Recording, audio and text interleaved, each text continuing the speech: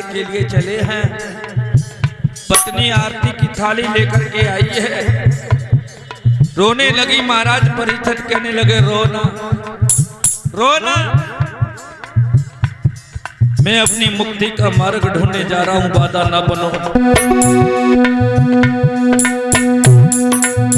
रोवता छोड़ी पर मेरी नार, आगे बड़े वीर बलधारी।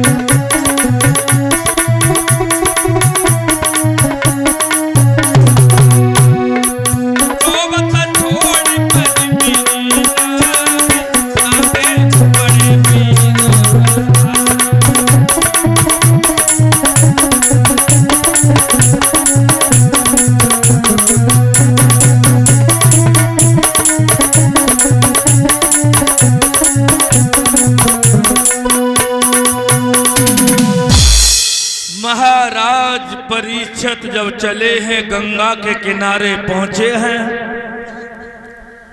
श्री सुखदेव जी पूछने लगे हैं कि आज परीक्षित महात्मा बन के क्यों आए। जवाब दिया कि महाराज हमें श्राप लगा है कि 7वें दिन हमारी मौत हो जाएगी। तो श्री सुखदेव जी हंसने लगे, कहने लगे परीक्षित कैसी बातें कर रहे हो। अरे 7वें दिन तो हर प्राणी को मरना है, 8वां दिन तो ब्रह्मा जी ने बनाया ही नहीं। रविवार, सोमवार, मंगलवार, बुधवार, गुरुवार, शुक्रवार, शनिवार, इतवार। थोड़ी शांति बनाए रखो माता बहन।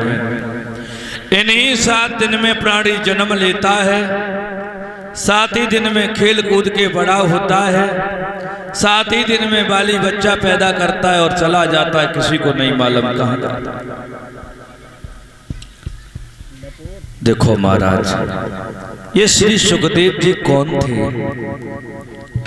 इनका जन्म कैसे हुआ था, तो अति संक्षेप में थोड़ी देर देख रहे हैं।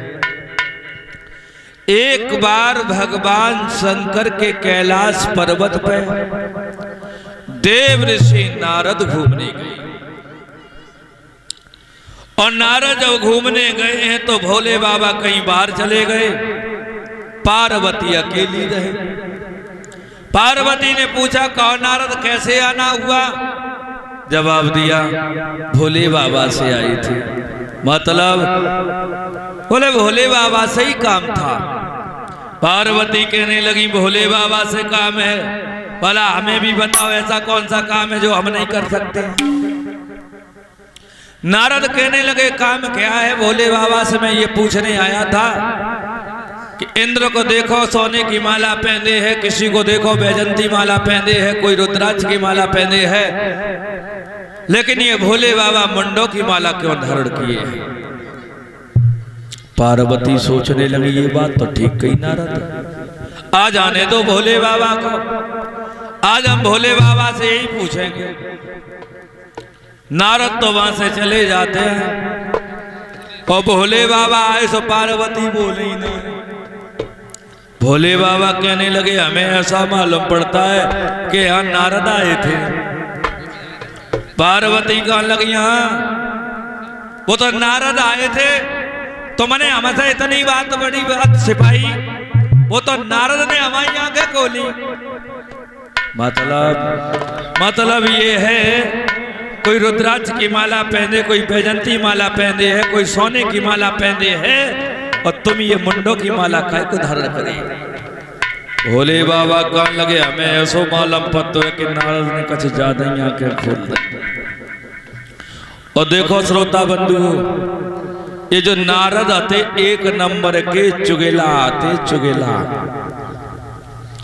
जहां लड़ाई ना होता थी वहां नारद लड़ाई कराए देते। कैसे देखो एक बात याद आ,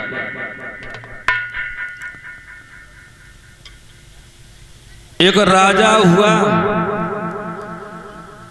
और राजा जब हुआ उसकी शादी हो गई, तो राजा के बुद्धि में एक विचार आया है कि हम 100 अश्वमेध यज्ञ करेंगे, हम इंद्रासन के अधिकारी हो जाएंगे। जब 99 अश्वमेध यज्ञ पूरे हो गए, 100वें की बारी थी, तो देवताओं का राजा इंद्र घबरा गया।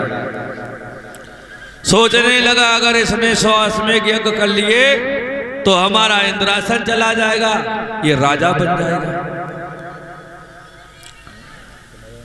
बोले क्या करें क्या ना करें, गुरु बृहस्पति से पूछा। गुरु बृहस्पति कहने लगे देखो राजा और रानी में लड़ाई करा दीजिए तो अनुष्ठान पूरा होगा ही नहीं, क्योंकि कोई भी अनुष्ठान होता है तो बिना सह पत्नी के नहीं होता है, धर्म पत्नी जरूर होना चाहिए। जब दोनों में लड़ाई हो जाएगी तो रानी कहीं अलग रूठी पड़ेगी और राजा कहीं अलग होंगे। बोले लड़ाई कराए तो कौन कराए?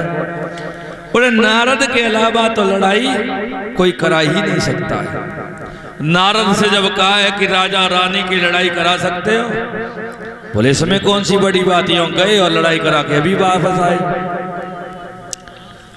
नारद पहुंचे तो सबसे पहले पहुंचे रानी के पास, और रानी ने जब देखा है कि द्वारे पे महात्मा आया है, और जब नारद को देखा तो और ज्यादा प्रसन्न वही। बोले आओ देवर्षि नारद, बड़े अच्छे समय पे आए, हमारी हस्तरेखा देखो, हम इंद्रानी बनेंगे या नहीं बनेंगे।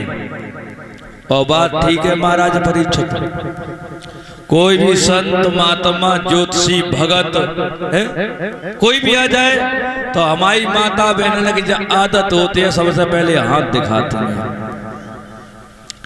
तो नारद कहने लगे देखो इंद्रानी तो तुम बनी धरी हो, लेकिन तुम्हारी कुंडली में एक दोष है। बोले क्या है? बोले जिसके साथ में तुम्हारी शादी हुई है वो लड़का पूर्व जन्म में गधा तो गधा। रानी कहने लगी महाराज कैसी बातें कर रहे हो? बोले हाँ, और तुम नहीं मानती हो, जब सो जाए तो उनकी पीठ चाट के देखियो नमकीन हो, क्योंकि समुद्र के किनारे नमक टूट रहे। वहां से चले और कहां पहुंचे? राजा के पास। रानी सोचने लगी आज आए जानते हम सबसे पहले जय देखें गधा आते कि ना आते। थोड़ी शांति बनाए रखो बच्चों। राजा ने देखा नारद आ गए, कहने लगे आओ बाबा नारद, बड़े अच्छे समय पे आए हैं आप, ये बताओ हमारे 100वां अश्वमेध यज्ञ पूरा होगा कि नहीं होगा? नारद कहने लगे इसमें कौन सी बड़ी बात है, 99 तो हो गए, अब एक ही तो रह गया। लेकिन जहां कहा लेकिन, और महाराज लेकिन किंतु परंतु जहां आ जाए तो मान लो बात बनेगी ना। राजा बोलो महाराज लेकिन का मतलब क्या है? बोले लेकिन का मतलब ये है कि तुम्हारी जो शादी भई है, बोले हाँ, वो लड़की पूर्व जन्म में कुतिया आती, कुतिया। बोले महाराज कैसी बातें कर रहे हो? बोले ना मान तो जब तुम सोए जाते हो ना तो तुम्हारी रोज पीठ चाटू करती है। राजा पहुंचे हैं, खाना खाया, बिस्तर लगाया रानी ने। राजा सोचने लगे जब कितनी जन्नी पीठ चाटे, हम देखें जब कुतिया आती कि ना है। और रानी सोचने लगी कितनी जन्नी जे सोए, हम देखें ये गधा आती कि ना है। राजा वैसे ही खर्राटे भरने लगे, और जैसे ही रानी ने कुर्ता हटाओ पीठ से जीभ लगाई सो राजा बोले हट कुतिया। रानी बोली हट गधा। राजा का गुस्सा आई, लाठी उठाई, 5-7 नहीं हो गई इंद्रानी। तो जब लड़ाई ना हो तती पर नारद लड़ाई करा देता। पार्वती कहने लगी महाराज बताओ ये मुंडों की माला आप क्यों धारण किए हैं? जवाब दिया ये तो हम तुम्हें नहीं बताएंगे, हट करेंगे गिरजा। और जब हट करी है तो भोले बाबा कहने लगे देखो पार्वती ये जितने भी मुंड हैं ये सब तुम्हारी है। पार्वती कहने लगी मतलब ये है कि जितनी बार तुम मरी मैंने आपके मुंड को काट करके अपनी माला में जोड़ दिया। पार्वती कहने लगी महाराज हम इतनी दाएं मर गए तुम एक दाएं मरे। भोले बाबा कहने लगे देखो पार्वती हम अमर कथा को जानते हैं इसलिए हम अमर हैं। पार्वती कहने लगी महाराज वह अमर कथा हम सुनाओ जो न बार बार मरना पड़े न बार बार जन्म लेना पड़े। भोले बाबा कहने लगे हम अमर कथा तुम्हें नहीं सुनाएंगे, हट करी गई।